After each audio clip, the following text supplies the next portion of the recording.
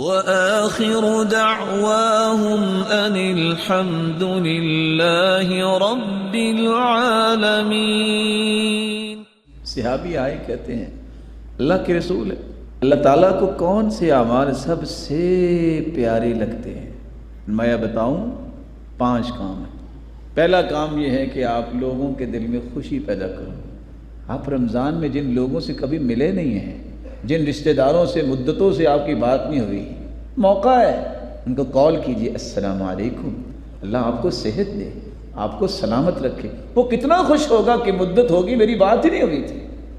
کبھی اس غرض سے بھی کال کرنی چاہیے کہ میں نے صرف اللہ کو راضی کرنا ہے، مقصد سے تو ہر بندہ ہی کرتا ہے۔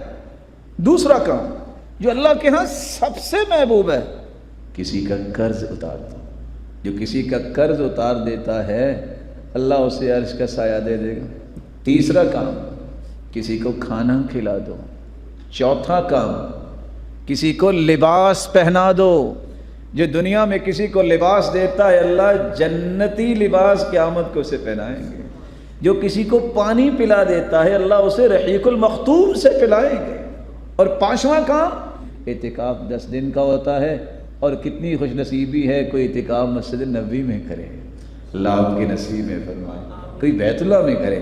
یہاں حدیث کہہ رہی ہے اللہ کے رسول فرما رہے ہیں میں اعتکاف کروں اور کروں بھی پورا مہینہ، اور کروں بھی اس مسجد میں یعنی مسجد نبوی میں، کتنا اجر ہے؟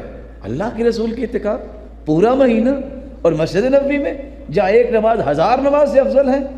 فرمایا میں کسی مسلمان کے ساتھ جاؤں، اس کی جائز ضرورت کو پورا کروں، اس کا اجر 1 مہینہ اعتکاف سے بھی زیادہ مجھے لگتا ہے۔ مسلمانوں کی مدد کیا کریں، مسلمانوں کی خیر خواہی کیا کریں، دعا بھی کیجئے گا۔ یہ مبارک مہینہ ہے، اللہ مجھے بھی اور آپ کو بھی معاف فرما دے، اور اللہ ذوالجلال ایسے لوگوں کی سب میں شامل فرمائے جس سے وہ راضی ہو جائے۔